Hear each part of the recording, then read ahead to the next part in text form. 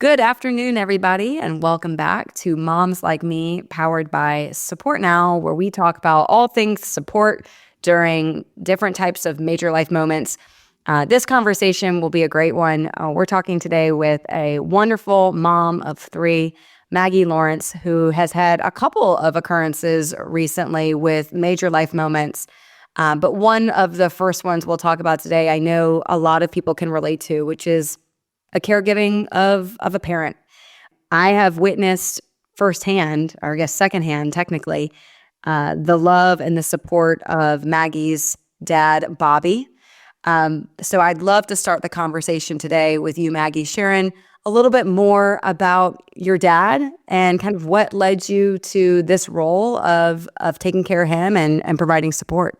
My dad is honestly my biggest hero. He always has been. And last February, he really kind of started in January. Well, he got diagnosed with the COVID and he just didn't seem to get well. And he thought that he had long COVID. Ultimately, he had some symptoms that were concerning to prompt some lab work. And the lab work was concerning, and that prompted a very quick CT scan, which revealed that he had pancreatic cancer, or at least a tumor on his pancreas, which very much so looks like pancreatic cancer. And I happened to be in healthcare, so it was dangerous enough to just know a little bit about that particular beast. And you never want to hear cancer, but you definitely don't want to hear pancreatic cancer. And I live in Alabama. My parents live in Atlanta, and I couldn't get there quick enough. Anyway, his journey was long. He happened to have the best case scenario of the worst case kind of cancer.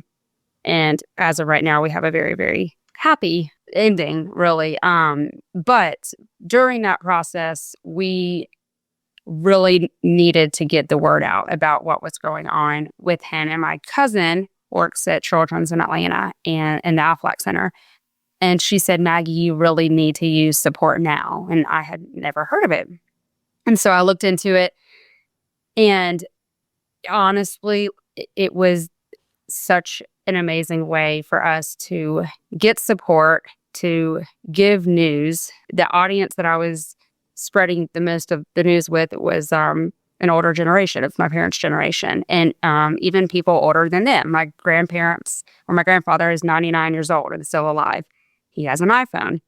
I was able to send a link directly to all of these people that this is the newest update. And they didn't have to remember what's my email and what's my username and what's my password, which is, not only difficult for certain generations, but it's scary to them. They're putting all their information out there and they think someone's going to hack all their stuff. So it was a very user-friendly way for us to just disseminate the information one time, which also took the burden off my mom as really the primary caregiver by his side. I was, it's a couple states away. So, Maggie, talk to me a little bit about, I think so often people, when they think of support, they think of cash and casseroles. In your situation, given the network and the community that your family has, it sounds like just the power of updates was significant enough.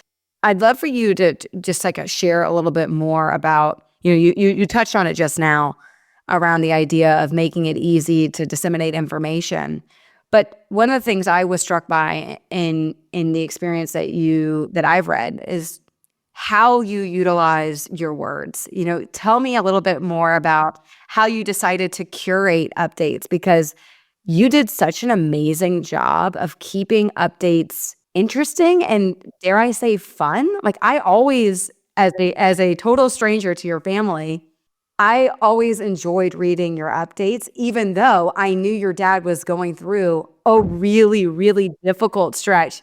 And so I'd love for you to touch on just your approach to providing updates, because I think it's really great advice for someone that finds themselves in a similar position. First of all, to know my dad is to love my dad, and he is one of the best storytellers, and he often communicates with just storytelling or analogies. He loves humor. And right as he was diagnosed, he had just decided to be a volunteer baseball coach. He used to be a real baseball coach at the high school Westland where I grew up.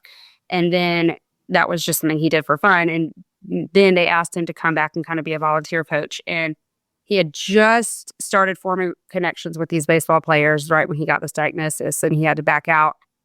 He's always been like a coach figure, like an actual coach, but also just kind of a life coach. He just like has the best wisdom for all people, for all situations, and people just gravitate towards him. So the first update I wrote, I sent it to my family before I actually posted it on Support Now. And a couple people were like, that just seems too informal and too funny. And this is like a very serious thing. And I'm like, yeah, but my dad is funny and he's not very serious. And so anyway, I used baseball and I used coach as kind of the theme. And once I started, I kind of had to end that way. And so I kind of took people through the journey using baseball and coaching as kind of the theme. And I found lots of great connections like Angels in the Outfield and the ninth inning stretch and strike 3 against cancer and extra innings that we have gotten with my dad. So it was fun. I think it's so brilliant for a couple of reasons. One, you said it best. It emulated who he was. So it was, it didn't feel like a departure from his personality, his character. I think that's so smart because people are very much invested in him and the version of him that they know, not the cancer patient. And I think something else that you did that was really just quite brilliant is, I'm sure you know this, most people, the idea of getting updates for a patient with pancreatic cancer, that's very scary. And I think the approach you took was so smart because it made it more approachable. It made it less scary to read what was to come. And there were a couple of bumps along the way. This wasn't always smooth sailing. And so I think what happens in a situation where you're finding a strong analogy and you're telling a story in an intriguing way, people are more likely to read, which means they're more likely to comment, which means that you're more likely to feel support because you've made the updates just compelling. Right. That is, that's a good point. And I didn't do it on purpose to draw an audience, but the comments that we had both on the platform and outside the platform were like, oh my goodness, like Maggie's such a good storyteller. I can't wait to read another one.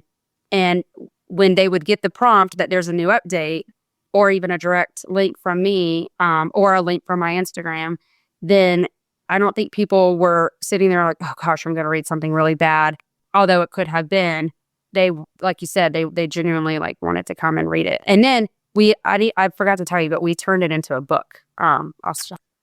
Amazing. But yeah. Amazing. And I'm curious, who all from your family read the comments? Well, so we had a group family chat.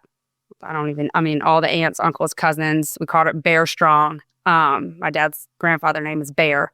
So the whole kind of theme with him was Bear Strong. And so I would always send a link to the Bear Strong group saying there's a new update. Obviously, if they had asked to get the email notifications, then they just were bombarded. But I liked that it also took them directly to the last post. Like they didn't navigate like, oh, now it's on whatever, on other platforms. You have to kind of scroll and figure out where you are. And this just takes you right there. But I don't know that my brothers necessarily were writing on this Support Now as much as like my dad's friends. Just because generationally, like my brothers, they're like, I'm trying to tell my dad. I do think that comments and words of support, though, are so powerful. Sometimes when you're having a low moment, not just the volume of people that are commenting, but just the types of comments can be very uplifting to show people that you're not alone. Never underestimate the power of leaving a positive comment on things like this. First of all, it costs no money to leave a comment. Right. It's a gesture of compassion. I may not be talking to you directly. I may not know everything, but I'm following along. I'm invested in your journey. And I think that those things really add up, especially in a cancer journey where there's so many ebbs and like the ebbs and the flows of the journey that he's on. Just to know that people are staying along for it is so helpful. Well, you mentioned something about they might not know how to even say, I know what you're going through or here's some advice. what was really interesting is that the very last post that I wrote, my dad happened to be in town, and I started reading the comments to him. And I wish I had recorded his face, because obviously I would say a name and he would light up because he would know them. And then I'd say a name and I could kind of see his eyes cut. And then I would say, you don't know them. And then I would say, and I don't know them. And then I'd read the comment and it would say, I follow your story through Maggie on Instagram and I have been praying for you. And those comments were like, I don't want to say more touching, but like, you can see the power of those comments where they took the time to say, I don't even know you. And I don't even know your daughter who's writing the updates, but I've been praying for you. And my mom always struggles. Like if you go to a wedding and you have to write in a guest book or like a baby shower, she'll look at me and she'll be like, what do I say? And I just have a way. I'm very creative and I can kind of think of something unique. My mom will look at me and she's like, I'm not going to write anything because I don't know what to say. You know what? You don't have to say a lot. And it doesn't have to be some creative baseball analogy, but you can literally just write, here for you, praying for you. That's all. Love you. I mean, it can be literally 2 words and still be just as impactful. Completely. And I love that, the random acts of kindness that go so far to make someone feel like not only am I important, but that I'm seen, and that this significant moment for me is being touched by others, I think is so wonderful. And again, words of support, I do think there's a tendency in older generations to not know what to say, so they say nothing. And I think what's very significant here is this idea of progress, not perfection. Just say something to make them aware that you care. Right. And that's led again by someone like yourself that's making this approachable for people. Like that's a skill. That's a skill that I think a lot of people, not everyone has, but when you have it, it's very, very meaningful, because again, it's in our culture, we tend to see people flock to a family at the early stages of a diagnosis. And then very quickly after, people begin to retreat. And I think part of that is just natural. It's just an event and everyone. And then as life gets busy, people just go back to their lives. What you perfected though, Maggie, was this idea of I'm going to keep people informed so that we can keep that momentum. I also let them kind of know when I was going to be posting again. So I wasn't posting every day when it wasn't necessary. And then I would kind of lead them like, on such and such a date, we're going to have this scan and I will, so they kind of knew.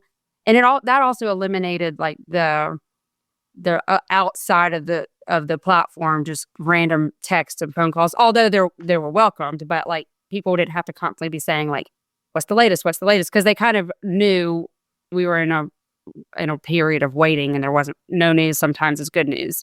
The platform obviously offers way more than just the comments, which is what we keep talking about, because my family, and just because of their age, like if they needed cash or casseroles, their friends were going to bring that without them asking, or me, using the features that are available to say, lend a hand, raise a hand. And all of that is like so amazing and helpful for certain people and their situations.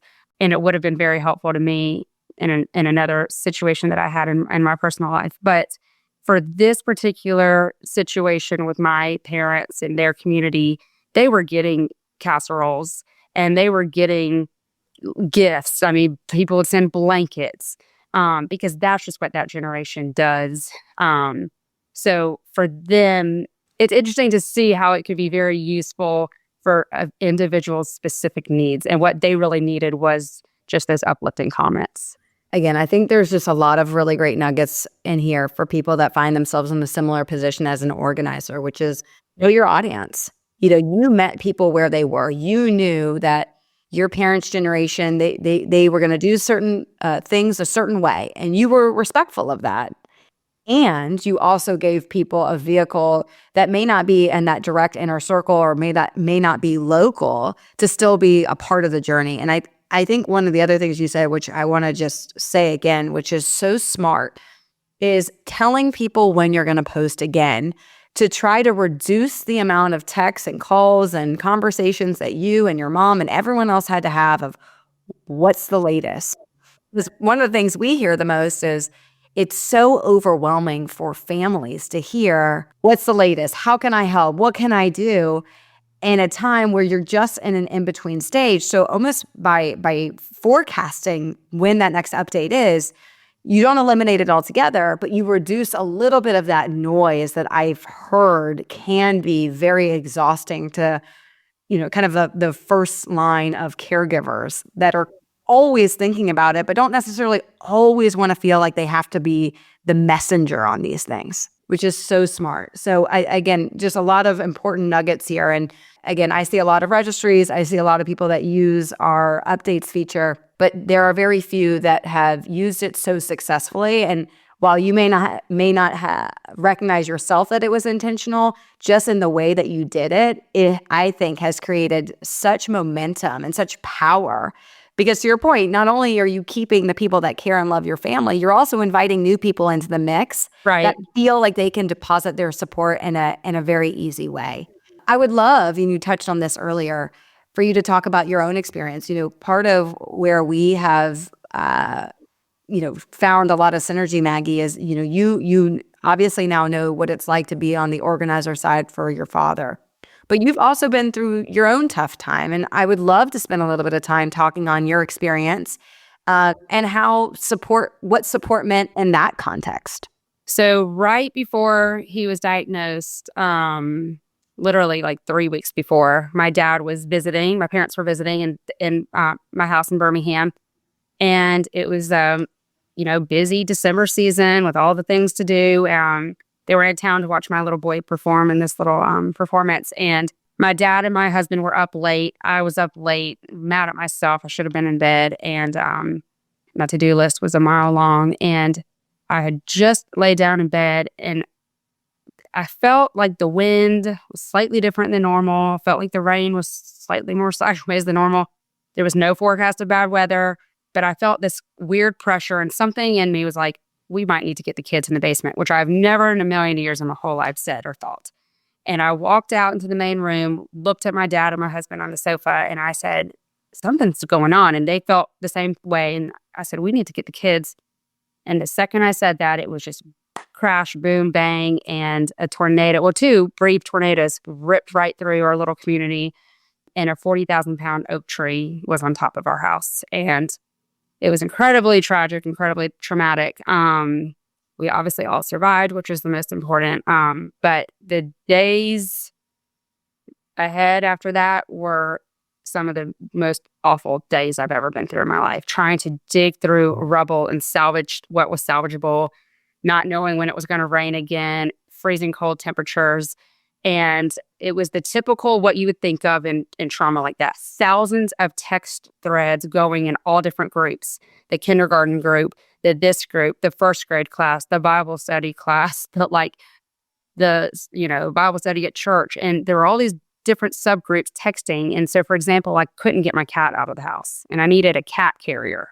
If I had known about support now, I could have, whoever was helping me could have said, raise the hand, lend a hand. We need a cat carrier. And one cat, it's like, all the different platforms that moms are used to, Sign Up Genius, the meal train, all the different things, all streamlined into one. And unlike my parents who didn't need all that, I needed all that.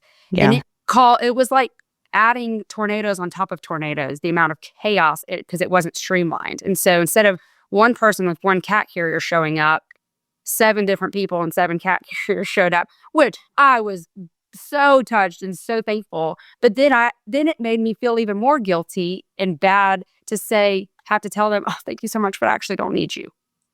And then I felt burdened that I didn't need to carry any extra weight, if that makes sense. It makes total sense. And I think again, that speaks to my heart. And I think that I've learned this phrase from you, let people bless you with their blessings. One of the things that I've learned from experiences that you've shared is that so much about the heart of this company in general is like giving people a space to do that, but doing so in a way that's responsible and doesn't add to the overwhelm. Because what you're saying here is it's not that there wasn't an abundance of support. There was, but there's a lack of organization. There's Right. a lack of structure. And as moms, and I think this is super important to say again, Maggie has 3 children. 3 little boys whose lives needed to progress despite this very traumatic experience. So you are juggling not just trying to get your house and your belongings together on top of insurance and everything, but you're also trying to provide a sense of normalcy to your boys. And that's where, the lend a hand and all the things that we try to do is in an effort to provide a bit of consistency. And so, I know we've talked about this, how I wish we were there for you too in that moment. And we obviously made it through, but you said it exactly right. It just was more disorganized and chaotic than it could have been had we have known something like Support Now was available. yeah, I can't tell you how many people I have. A little girl in my kid's class was just diagnosed like last week with she found a cancerous tumor. Everybody has the same thought. Oh, this is horrible. I want to help. What can I do? What can I do? It's everyone's just natural human first thing. And like you said, everyone does that and then kind of dissipates. Well, I didn't know what else to do other than to offer one thing that I knew nobody else would. And that was the first person I could tell was kind of the organizer by default. I contacted her and I said, have you heard of Support Now? This is what you need to do. Because they have 3 kids. It's the same season I was in right before Christmas. Not that there's ever a good time to have a diagnosis, but especially right before, holidays, it can make it even more challenging. But that's what I need to do. And I felt so good when I could say, this is something that's out there and this will help. Thank you. Well, Maggie, let me ask you this as we begin to kind of like wrap up. Both these experiences with the tornado and your dad, I mean, it sounds like both have shaped you and shaped the way that you look at support. Although my guess is, and talking to you, you're kind of like a natural leader in this capacity. But how have both of these experiences shaped the way that you show up for people? We touched on it a little bit before, but you'll see something on Facebook or Instagram, and you're like, yeah, I haven't talked to that person since middle school. Like, we just happen to still be Facebook friends. But I don't need to write something on there. I mean, there's all these other comments. Do it. Like you said, it's free. It takes 1 second. You can write 2 words, literally love you. And that will mean more than any meal you could send. And it doesn't go unnoticed. It does not go unnoticed. Another thing that I learned is I was just raised very, I guess, traditional that like you write a handwritten thank you card. And I had a notes section on my phone after the tornado, and I did it for my mom after my dad. It's overwhelming the amount of handwritten thank you notes for both events that were back to back that we would have to write. It wouldn't happen. And so I found a creative way through my Christmas card I sent to like do a thank you note. But the manners guru here in our town that does little etiquette classes for the kids, she told me, and there are situations where a thanks is not necessary. People aren't giving because they need to receive generally. Like they don't need a thank you. They're doing it out of the goodness of their heart so I just view it differently from going through both of those things. Like I'm going to be a giver, and it might look different. It might be financially. It might be literally dropping off a meal. It might be offering to dog sit. I need a dog sitter. And everyone thinks about cash and meals, and they are very important. But there are so many things, like you mentioned, childcare. The people that were picking up my kids from school and taking them home with them and then feeding them dinner, that was invaluable to me, just having those extra few windows where I could still dig through the rubble or things like that. So I will always be a giver. And like I said, it will be different depending on the situation of how I feel led to give. Again, I think those are all great pieces of advice. And the first one that you said, I think is important to reinforce. Despite how long it's been since you've talked to someone or the closeness of your relationship in your eyes or in their eyes, those things don't go unnoticed. I think that piece of advice is so significant, so important, because when people are going through something really, really tough, they want to know that people care. And showing care can look a lot of different ways. And it does reflect incredibly well on you to show up in a time that they'll always remember. And I always say that people remember the times that you showed up when things weren't going well more than they do when things are going well. Like, let's say it's a baby or a wedding. It's easy to show up in those times. It's much, much harder. but much more meaningful when you show up in the times that are a lot more challenging to face. And my aunt always says, you walk to a wedding, you run to a funeral. And it starts always kind of like stood out in my mind. Like people do normally walk to weddings, but they're running to funerals because a funeral also, it's like you're not prepared for it. It's not like you don't necessarily know when it's coming. So you're having to drop things and run. A wedding, sometimes a year in advance. You get to save the date, you get all the things.